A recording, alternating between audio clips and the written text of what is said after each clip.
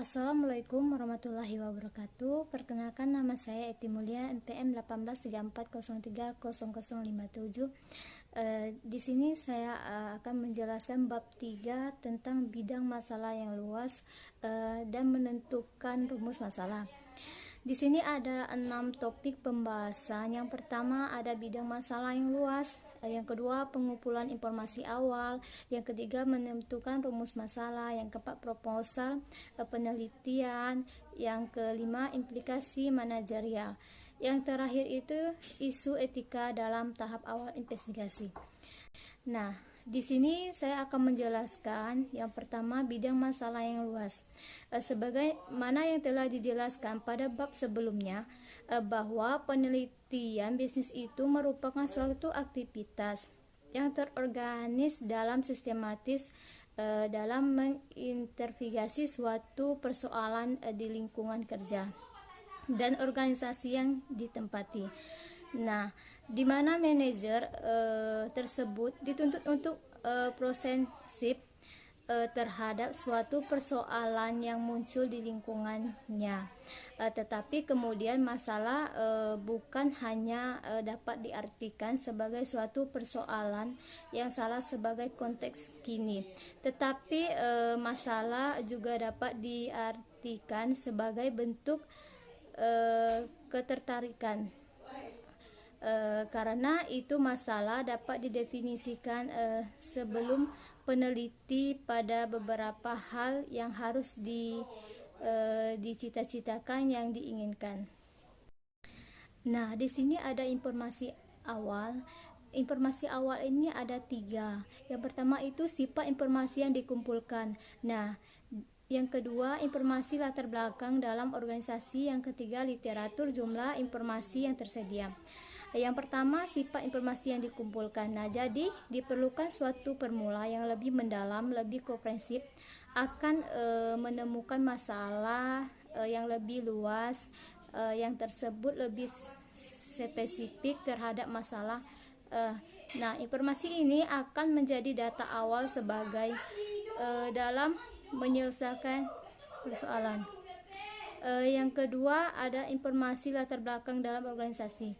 Nah, mengapa informasi latar belakang dalam organisasi penting sebagai awal pengumpulan informasi awal? Karena nantinya informasi tersebut yang akan membantu seseorang. Yang ketiga itu literatur, jumlah informasi yang tersedia.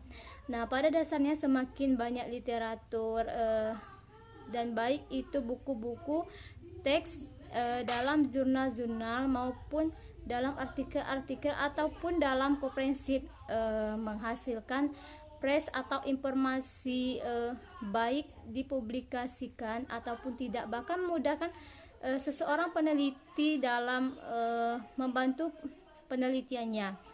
Nah, jadi hal ini penting akan memudahkan penelitian bagi seseorang peneliti. Semakin banyak jumlah literatur yang dimiliki seorang peneliti, maka persoalan semakin mudah peneliti dalam melihat persoalan-persoalannya.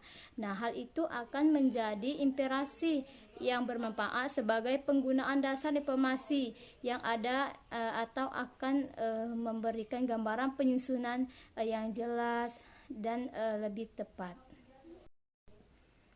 Nah, setelah mengumpulkan informasi, kemudian ada menentukan rumus masalah.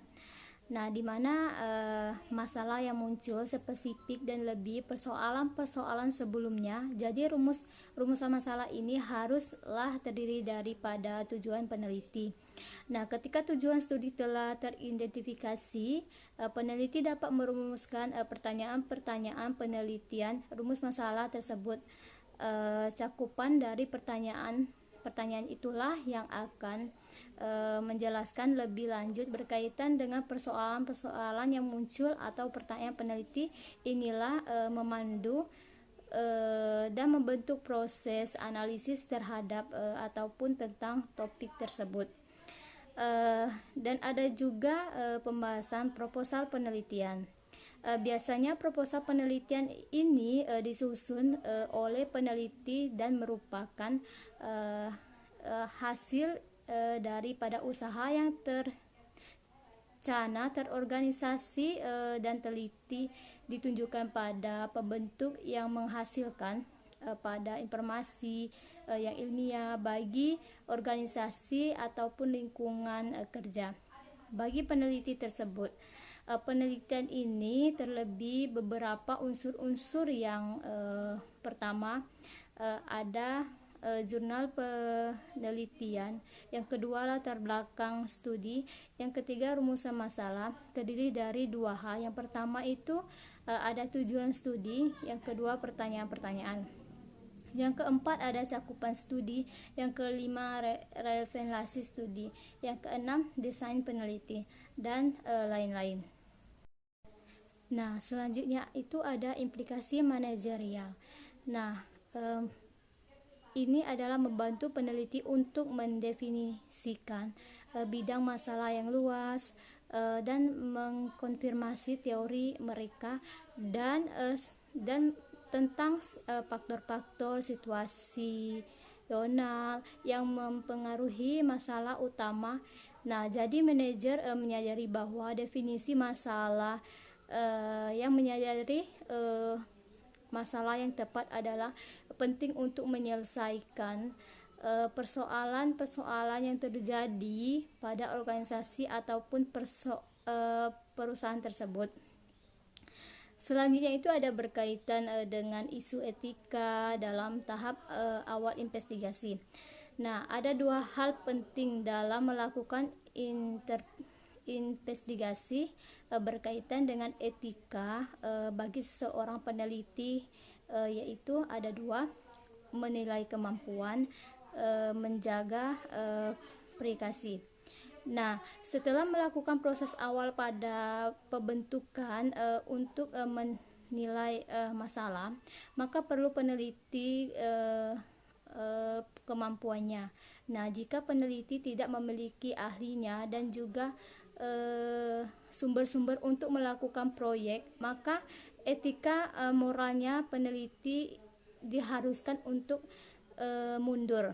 Tetapi jika ia mampu untuk melanjutkan proyek penelitian tersebut, maka ia harus diperbolehkan untuk tetap melanjutkan. Nah, yang kedua itu kemudian menjaga privasi. Dalam melakukan investigasi awal, peneliti harus menjaga informasi berkaitan dengan informasi privat ataupun internal yang ada dalam suatu organisasi tersebut, termasuk ketika melakukan pertanyaan-pertanyaan maupun wawancara, baik itu struktur maupun tidak struktur. Peran penting penelitian bagi seseorang peneliti untuk menyanggah privasi organisasi karyawan, maka itu akan menjadi terutama menjadi dalam etika pengetahuan investigasi. Nah, itulah presentasi dari saya bab 3 ini. Jika ada salah kata, saya mohon maaf. Kepada Tuhan saya mohon ampun. Saya akhiri, wabillahi taufik hidayah. Wassalamualaikum warahmatullahi wabarakatuh.